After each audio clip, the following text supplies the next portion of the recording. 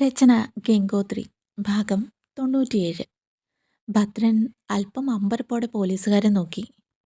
മോഹനന്റെ വീടല്ലേ ഇതാ? അതെ സാർ, ഞാൻ മോഹനന്റെ അളിയനാണ്. എൻ്റെ പേര് ഭദ്രൻ. ഇതെൻ്റെ സഹോദരിയാണ് ഭാമ. ചേച്ചിയുടെ ഭർത്താവാണ് മോഹനൻ. എന്താ സാർ കാര്യം? മോഹനൻ ഇവിടെ ഇല്ലേ? ഇല്ല സാർ, ഇവിടെ ഇല്ല. ഇന്നലെ രാത്രി പോയതാ, ഇതുവരെ തിരിച്ചു വന്നില്ല. ഞങ്ങൾക്ക് ഈ വീടൊന്ന് പരിശോധിക്കണം. അദ്ദേഹം കൂടെ ഉണ്ടായിരുന്ന പോലീസുകാർക്ക് നിർദ്ദേശം നൽകിക്കൊണ്ട് പറഞ്ഞു. എന്താ സാറേ കാര്യം? എന്തിനാ ഇപ്പൊ പരിശോധനയൊക്കെ? നിങ്ങൾ വാർത്തയൊന്നും കാണാറില്ലേ? ഒരു പോലീസുകാരൻ ചോദിച്ചു. ഇന്നലെ ഗംഗോത്രി സൂപ്പർ മാർക്കറ്റിൽ കവർച്ച നടന്നു. CC ക്യാമറ ദൃശ്യങ്ങളനുസരിച്ച് നിങ്ങളുടെ ഭർത്താവാണ് അവിടെ കയറി മോഷ്ടിച്ചിരിക്കുന്നത്. തെളിവ് സഹിതം ഞങ്ങൾ പിടിച്ചിട്ടുണ്ട്. അയാൾക്ക് ഇതിൻ്റെയൊക്കെ വല്ല ആവശ്യമുണ്ടോ? പുറത്ത് വണ്ടിയിൽ ആരോ ഉണ്ടായിരുന്നു. മോഷണം കഴിഞ്ഞ് ആള് നാട് വിട്ടു. പോലീസുകാരൻ പറയുന്നത് കേട്ട് ഭാമിയും ഭദ്രനും ഞെട്ടി. അപ്പോ ഇതിനായിരുന്നു അളിയൻ തന്നെ കണ്ടില്ലെങ്കിൽ ഗംഗോത്രിയിൽ വരണമെന്ന് പറഞ്ഞത്. സൂപ്പർ മാർക്കറ്റിൽ വരണമെന്നായിരുന്നു ഉദ്ദേശിച്ചത്. താൻ വീട്ടിൽ പോകാനിരിക്കുകയായിരുന്നു. ഭദ്രൻ ചിന്തിച്ചു. നിങ്ങളുടെ സ്വന്തക്കാർ, ബന്ധുക്കൾ, കൂട്ടുകാർ ഇവരുടെയൊക്കെ വീടുകളിൽ ഇപ്പോൾ തന്നെ വിളിച്ചന്വേഷിക്കണം.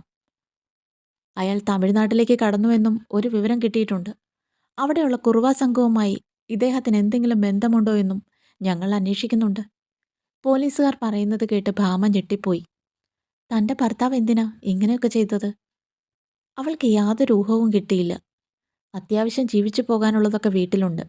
മോഷ്ടിക്കേണ്ട ഒരാവശ്യവുമില്ല. ഇനി ഇതിയാൻ്റെ തലയ്ക്ക് വല്ല ഓളവും പറ്റിയോ?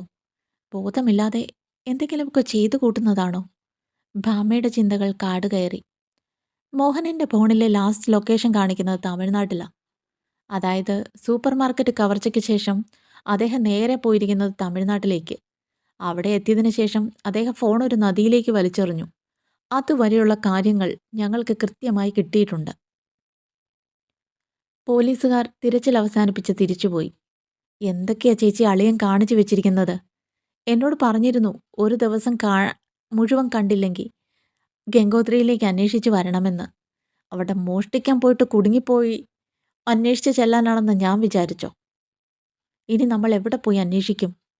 ഈ മോഷ്ടിച്ച സാധനങ്ങളൊക്കെ എവിടെ കൊണ്ടുപോയി കാണും? ഭദ്രൻ ഓരോന്ന് ചോദിച്ചുകൊണ്ടിരുന്നു. ഭാമ വേഗം പോയി TV ഓണാക്കി. എല്ലാ ചാനലിലും കാണിക്കുന്നത് ഇതേ ന്യൂസാണ്.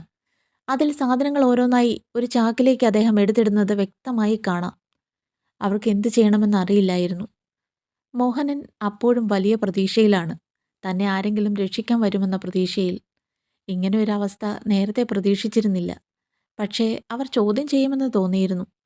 അതിനു മുമ്പ് രക്ഷപ്പെടണമെന്ന് ആഗ്രഹിച്ചതാണ്. അതുകൊണ്ടാണ് അയാൾ വിളിച്ചപ്പോൾ തന്നെ ചാടി പുറപ്പെട്ടത്. അതും തൻ്റെ ഉറ്റ സുഹൃത്ത്. മോഹനൻ ആ കാര്യങ്ങൾ ഓർത്തു. രാത്രിയിലായിരുന്നു ആന്റണി വിളിച്ചത്. അവൻ്റെ സുഹൃത്ത് ഒരു അമേരിക്കക്കാരൻ അയാളുടെ വീട്ടിൽ താമസത്തിന് വരുന്നു. പിറ്റേ ദിവസം രാവിലെ അയാളും കുടുംബവും എത്തും. അതിനു മുമ്പ് ആവശ്യമുള്ള സാധനങ്ങളെല്ലാം ആ വീട്ടിലെത്തിക്കണം. അതും ഒരാഴ്ചത്തേക്കുള്ള സാധനങ്ങൾ. ഒരാഴ്ചത്തേക്കുള്ള സാധനം കൊടുത്തിട്ട് 2 ആഴ്ചത്തേക്കുള്ള ബില്ല് വാങ്ങണം. അതായിരുന്നു അവരുടെ പദ്ധതി. അവർ ഒരാഴ്ച മാത്രമേ ഉണ്ടാവൂ. അവരെ തമ്പി നിന്നാൽ മറ്റു പല ഗുണങ്ങളും ഉണ്ടാകുമെന്ന് ആന്റണി പറഞ്ഞു. തങ്ങൾ ചെല്ലുമ്പോൾ സൂപ്പർ മാർക്കറ്റ് അടയ്ക്കാൻ പോവുകയായിരുന്നു. മിക്കവരും തന്നെ പോയി.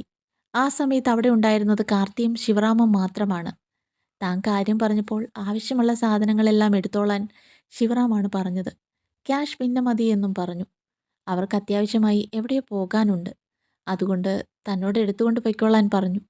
മുമ്പിലത്തെ ഷട്ടർ ഇടുകയാണ് എന്ന് പറഞ്ഞപ്പോൾ സംശയമൊന്നും തോന്നിയില്ല. അവിടുത്തെ ലൈറ്റുകൾ ഓഫാക്കി. ആന്റണി വണ്ടിയിൽ കാത്തിരിപ്പുണ്ടായിരുന്നു. അമേരിക്കക്കാർ ഫോണിൽ സംസാരിക്കുകയായിരുന്നു എന്നാ പറഞ്ഞത്. ആന്റണി ഒരു ചാക്കം തന്നാണ് അകത്തേക്ക് തന്നെ വിട്ടത്. അപ്പോഴൊന്നും ഇങ്ങനെ ഒരു ട്രാപ്പ് പ്രതീക്ഷിച്ചില്ല.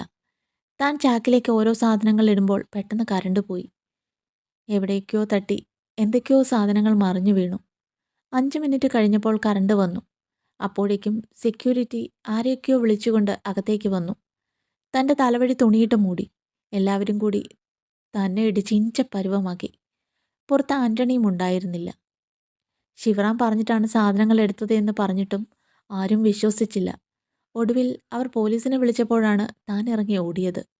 പക്ഷേ കുറേ ദൂരം ഓടിയപ്പോഴാണ് ചെന്നത് പുലിമടയിലേക്കാണെന്ന് മനസ്സിലായത്. തമ്പിയുടെ ആളുകൾ തന്നെ വളഞ്ഞിട്ട് പിടിച്ചു. കണ്ണു തുറന്നപ്പോൾ ഇവിടെയായിരുന്നു. എന്താ മോഹന, ആരെങ്കിലും രക്ഷിക്കാൻ വരുമോ എന്നാണോ ആലോചിക്കുന്നത്? അതോ എങ്ങനെ ഭരിക്കണം എന്നാണോ? തന്നെ അന്വേഷിച്ച പോലീസുകാർ പരക്കം പായുന്നുണ്ട്. സൂപ്പർ മാർക്കറ്റ് മോഷണപ്രതി, കുറുവാ സംഘത്തിൽ ചേർന്ന് പ്രവർത്തിക്കുന്ന ആൾ എന്നൊക്കെയാ ന്യൂസിൽ പറയുന്നത്. അവർ ഇനി എന്തൊക്കെ ചിന്തിച്ചു കൂട്ടും? സുമലത പറഞ്ഞു. മോഹനൻ അലറിക്കരഞ്ഞു. ഇവിടെ നിന്ന് എങ്ങനെയെങ്കിലും രക്ഷപ്പെടണം. അതിനുള്ള വഴികൾ അയാൾ ആലോചിച്ചു. എന്നിട്ട് റാവുത്തറെ നോക്കി. തുടരും.